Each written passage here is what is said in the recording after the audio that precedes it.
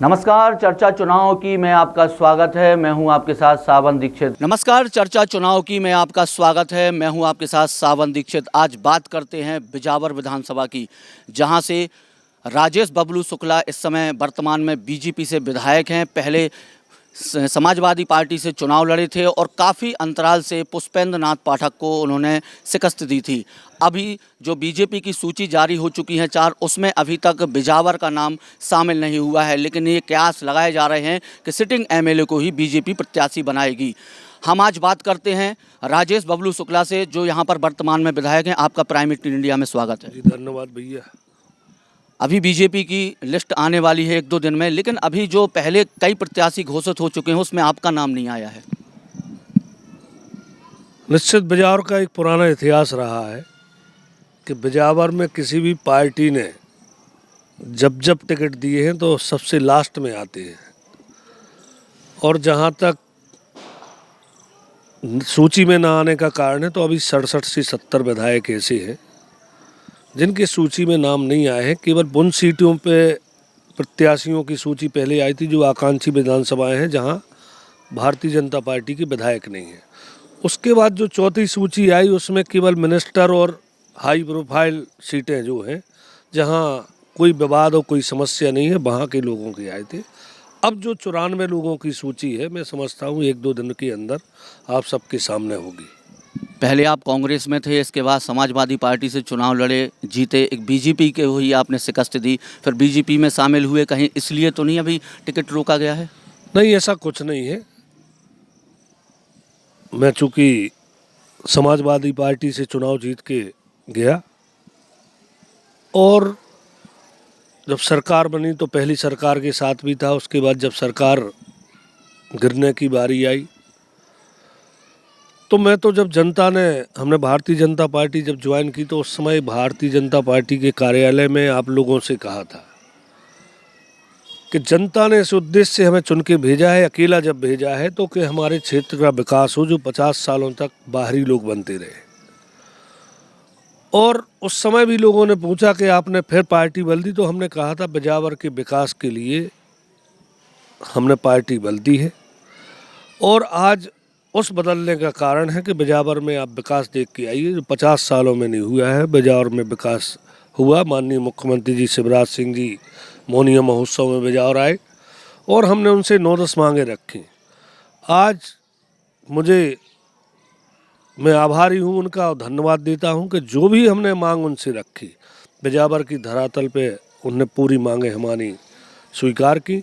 आज चाहे तहसील की बात हो, सटई की तहसील चालू हो गई है।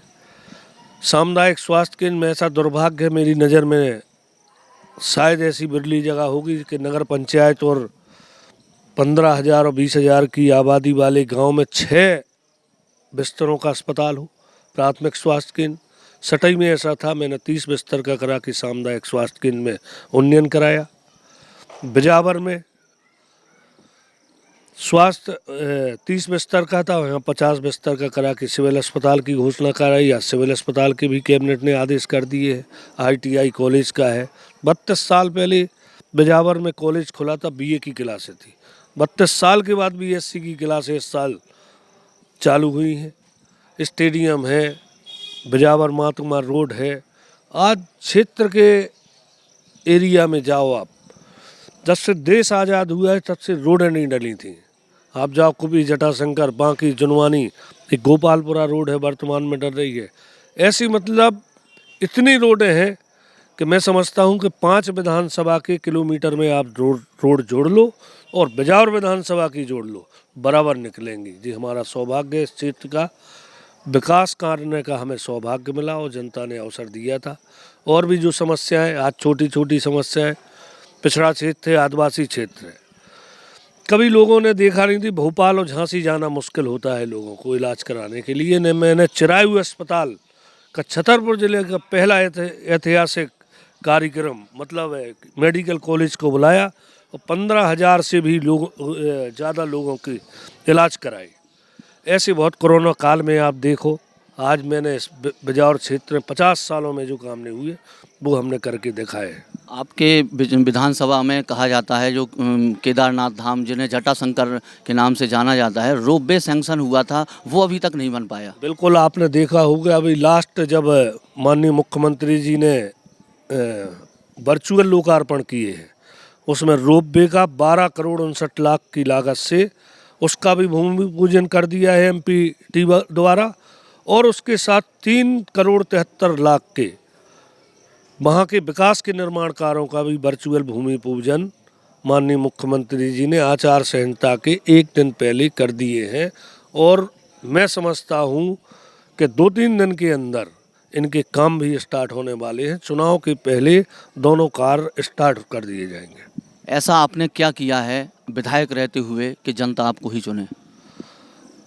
मैं मंच से बोलता हूँ, आपके माध्यम से बोलता हूँ कि जिस विश्वास और जिस स्नेह आशीर्वाद के साथ जनता ने हमें चुन के भेजा, मैंने पूरी ईमानदारी, निष्ठा और क्षेत्र के विकास के लिए बेबाक तरीके से अपना पक्ष रख के इस क्षेत्र का विकास कराया।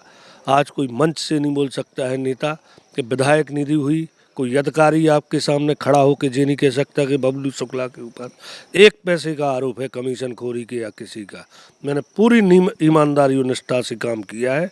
मुझे विश्वास है कि 5 साल पहले जो क्षेत्र की जनता ने हमारे ऊपर भरोसा किया, विश्वास जताया, मैंने कोशिश की इन 5 सालों में कि उस विश्वास को अपने डिगने नहीं दूंगा। जनता ने जो भरोसा रखा उस भरोसे पे कायम रखूंगा और मैं कायम रहा। कांग्रेस का टिकट घोषित हो चुका है, पैराशूट लैंडिंग हुई है यहाँ पर, उसके लिए आप क्या कहेंगे? कांग्रेस का क्या, बिजावर का दुर्भाग्य रहा है हमेशा 50 सालों से। यहाँ हमेशा से पैराशूट आते रहे, लेकिन समय ऐसा था कि पैराशूट ही पैराशूट आते थे तो कोई ना कोई बनता था। पिछली बार जब जनता ऊब गई पैराशूटों से, तो पिछली बार आपने देखा कि दोनों पार्टी को एहसास कराया जनता ने, और समाजवादी पार्टी से 37,000 वोट से जिता के जब भेजा, और उन्होंने कहा कि अब हम बाहर का आदमी स्वीकार नहीं करेंगे, घर का आदमी चाहिए। तो 18 में तय कर लिया था बिजावर विधानसभा की क्षेत्र की जनता ने कि अब यदि बिजावर का कोई प्रतिनिधित्व करेगा तो हमारा भाई, हमारा बेटा हमारे बीच का ही करेगा। ये पैराशूट चलने वाले नहीं है, न चलेंगे आगे। समाजवादी पार्टी ने टिकट देकर भरोसा जताया था, आप विधायक बने थे, फिर पार्टी क्यों छोड़ी? मैंने आपसे फिर कहा कि जब मैं भारतीय जनता पार्टी के कार्यालय में 14 जून को भारतीय जनता पार्टी ज्वाइन कर रहा था, मैंने अखिलेश जी की भी बात की थी और उनके संज्ञान में भी दिया था उस समय कि मैं बिजावर के विकास के लिए भारतीय जनता पार्टी ज्वाइन कर रहा हूं, क्योंकि हम ऐसे संस्कारों से ऐसे पले पोसे हैं कि हमने ये भी नहीं भूला। आज जब भी टीवी में अखिलेश जी से या किसी से कोई बात करता है तो वो कभी अपने विधायक के बारे में कभी ये नहीं कहते कि उसने हमें गद्दारी की या कुछ की। जो भी हुआ हमने उनको संज्ञान में करके दिया कि बिजावर क्षेत्र बहुत पिछड़ा है, आपका स्नेह आशीर्वाद रहा, लेकिन बिजावर क्षेत्र के लिए हमें भारतीय जनता पार्टी में जाना आवश्यक है, तभी हम बिजावर का विकास कर सकते हो। मैं आज चरण सिंह जो कांग्रेस के यहाँ पर प्रत्याशी हैं, वो आप पर शराब बेचने के आरोप लगाते हैं। एक चरण सिंह नहीं है, मैं तो विगत इतने वर्षों से जितने भी नेता रहे और एक पार्टी के नहीं, जितनी भी पार्टियां हैं वो केवल एक आरोप लगाती हैं कि हम शराब बिकवाते हैं। हमें खुद कहीं कहीं खुशी होती है, इतने बड़े हम शराब माफिया है कि पूरे हिंदुस्तान और पूरे मध्य प्रदेश में केवल शराब हम घर पे बनाते हैं और बेचते हैं। मैंने टीवी पे आप लोगों के माध्यम से, मंच के माध्यम से, भारतीय जनता पार्टी की 2003 में सरकार बनी और शराब की एक पॉलिसी बनाई, सिंगल शॉप पॉलिसी। जब जिला के ठेका हुआ करते थे, 2003 से 2016 तक मैंने शराब का व्यापार अपने नाम से किया। और यदि शासकीय व्यापार करना गुनाह है तो मैंने स्वीकार किया, हाँ वो गुनाह किया हमने। लेकिन यदि बिजावर भर से शराब, हमने जनता के बीच में 2017 में ये बात रखी, जब 17 के पहले भी मेरे ऊपर केवल एक आरोप हमारे विरोधी मित्र लगाते हैं कि शराब का, तो हमने 2017 में जब जनता के बीच में हमने बात रखी कि यदि हमारे शराब के ठेके या व्यवसाय करने से यदि मध्य प्रदेश में या बिजावर में शराब बंद हो सकती हो तो मैं सबसे पहले वो धंधा छोड़ने को तैयार हूँ। लेकिन जनता ने उन नेताओं को जवाब दिया था 18 में। मैं उसके पहले भी शराब का व्यापार करता था। और अब जो आरोप लगा रहे हैं, अब मैं 2 साल से खास तौर पे बिजावर और 2016 से मैं ना शराब का काम करता हूँ और ना मैं शराब का। आज यहाँ बिजावर में आप पता लगाइए, और मैं कहता हूँ कांग्रेस के नेता अपने बच्चों की कसम खा के कर जाएं कि बिजावर में ठेका कांग्रेस के नेता चला रहे हैं या बबलू शुक्ला का चल रहा है। मैं यही राजनीति छोड़ दूंगा यदि उस कसम कर जाएंगे कि हम लोग नहीं हैं, कांग्रेस के और बबलू शुक्ला के ठेके चल रहे हैं। मध्य प्रदेश में बीजेपी की सरकार है और जैसे कि शिवराज जी ने कई योजनाएं चलाई हैं महिलाओं के लिए, लाडली बहना, लेकिन चरण सिंह के द्वारा महिलाओं पर ही आरोप लगा रहे हैं कि गांव-गांव में महिलाएं शराब बेच रही हैं बिजावर विधानसभा में। जिस व्यक्ति को बिजावर के गांव पता ना हो, मैं सुन रहा था परसों एक पत्रकार ने, किसी ने पूछा कि बिजावर विधानसभा में कितनी पंचायत है, तो वो अपना कैमरा निकाल के भाग रहे थे। जिस व्यक्ति को गली पता ना हो बिजावर की, बिजावर के गांव की गली पता ना हो, गांव के नाम पता ना हो, उस आदमी ने एक दिन में कहाँ देख लिया कि गली गली में महिलाएं शराब बेच रही हैं। नवरात्रि का त्यौहार है, जब भगवान की कृपा जिस पे होती है तो उसका विरोधी कुछ भी कहे, उसके मुंह से वो गलत शब्द निकल आते हैं। आज नवरात्रि जैसे त्यौहार पे एक तरफ कमलनाथ जी और कांग्रेस कहती है कि हम नारी सम्मान करेंगे, और एक तरफ आपका प्रत्याशी आते ही कहता है नारी गली गली शराब बेच रही है। इससे बड़ा अपमान बिजावर के लिए नहीं है। मैंने एक और इंटरव्यू में कहा, एक बात और उन्होंने कही कि बिजावर को बबलू शुक्ला ने बैंकॉक बना दिया। अब बैंकॉक का अर्थ 2 तरीके से आप ले सकते हैं। बैंकॉक एक शहर विकास में देखो तो सुंदर भी है, और दूसरे यदि पहलू पे जाओ तो बैंकॉक में क्या होता है जे आदमी से छुपा नहीं है, खास तौर पर जो पढ़े लिखे लोग हैं। लेकिन हमारा क्षेत्र अनपढ़ है, थोड़ा कम पढ़ा लिखा है, गरीब है, आदिवासी है, साक्षर कह सकते हैं कि साक्षर है, बाकी ज़्यादा पढ़ा लिखा क्षेत्र का आदमी नहीं, सीधा है। लेकिन जो उन्हें व्याख्या की है बिजावर के लिए कि बिजावर विधानसभा बैंकॉक बना दी है बबलू शुक्ला ने, मैं कांग्रेस के प्रत्याशी से और कांग्रेसियों से कहना चाहता हूँ कि जिस दिन पढ़े लिखे लोगों ने समझा दिया इस बिजावर क्षेत्र की जनता को कि आपकी बिजावर क्षेत्र की तुलना कांग्रेस के प्रत्याशी ने किस चीज़ से की है, उस दिन हमने उन्हें चैलेंज दिया है कि चाहे तुम सूमो लेके आओ, चाहे जितनी ताकत लेके आओ, यदि बिजावर का स्वाभिमान जिस दिन जाग गया, और बिजावर का इतिहास पढ़ के देखो कि बिजावर में जब जब ऐसी स्थिति आई और बिजावर पे आरोप लगाया, बिजावर के भाई बेटे से लड़ने की किसी ने कोशिश की तो बिजावर से खदेड़ा जाता है। तो हमने उनसे कहा था कि अपने सूमो की स्पीड देख लेना, कितने किलोमीटर घंटा दौड़ सकते हैं। जिस दिन बैंकॉक कहने की परिभाषा समझ में आ गई जनता को, वो आएगी 1 महीने के अंदर, उस दिन तुम्हारा यहाँ से खदेड़ना तय है। और जो लोग उसका साथ देंगे उसको भी बिजावर कभी स्वीकार नहीं करेगी, क्योंकि बैंकॉक मैं नहीं कहना चाहता अपने मुंह से कि क्या चीज़ है, लेकिन सबको पता है। जो महिलाओं की शराब बेचने की बात की है, महिलाएं जो व्यापार करती हैं, बैंकॉक की जे तुलना की है उनने बिजावर की, बिजावर विधानसभा जे है। और जिस दिन आम आदमी के पास जी बात पहुंच गई तो झांसी के झांसी पहुंच जाओगे। कई लोग और भी बीजेपी से टिकट मांग रहे हैं, रेखा यादव भी यहाँ पर चेहरा बन सकती हैं, अगर उनको टिकट नहीं मिला, बागी होंगी तो कितना नुकसान हो सकता है आपको? बिल्कुल, टिकट मांगना सबका अधिकार है। मैं भी, मेरा परिवार भी कई वर्षों से टिकट मांगते रहे, मांगते बहुत चुनाव भी लड़े। लेकिन जो कृपा भगवान की और जनता की होती है कि जिस दिन भाग्य को भगवान साथ होगा, जनता की कृपा और आशीर्वाद होगी, उसको आपको मिलने से कोई रोक नहीं सकता। तो सबको प्रयास करना चाहिए, जो भी पार्टी ने। अगर वे बागी होती हैं तो फिर? मुझे नहीं लगता कि वो बागी होंगी। बीजेपी कह रही है, जैसे कि आपने भी कहा है, चरण सिंह यादव के लिए बीजेपी कह रही है कि एक कांग्रेस ने बालू माफिया को यहाँ पर उतारा है, लेकिन वो आरोप लगाते हैं शराब माफिया। क्या 2 माफियाओं में इस बार चुनाव होने वाला है? नहीं, उनकी सोच छोटी हो सकती है, हमारी सोच नहीं है छोटी। मैं माफिया शब्द से उनको नहीं कहूँगा।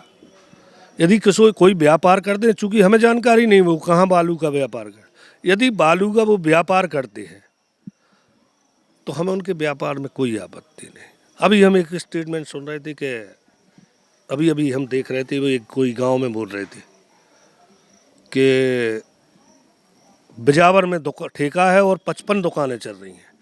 तो हम उन्हीं भाई से पूछना चाहते हैं कि थोड़ा ज्ञान पैदा करो बिजावर में आने के बाद, 2-3-4 दिन ज्ञान लो इस क्षेत्र का कि किसके ठेके चल रहे हैं, कौन शराब बेच रहा है, कौन बिकवा रहा है और किस गांव में बिकवा रहा है। कम से कम आदमी को एक जानकारी अपने पास। तुम्हारे बगल में जो बैठा है उसका बाप बिकवा रहा है, सर आप पता लगा के देखो। आपके क्षेत्र में भी काफ़ी पलायन हो रहा है, इसको किस तरीके से रोकेंगे आप? निश्चित हम तो मंचों से कहा माननीय मुख्यमंत्री के, और निवेदन भी किया कि यहाँ बहुत बड़ी योजनाएं नहीं चाहिए कि 1000 करोड़ 500 करोड़ की हो। किसान पे आधारित क्षेत्र है, खेती पे आधारित क्षेत्र है। इस क्षेत्र को यदि ज़रूरत है तो केवल पानी की।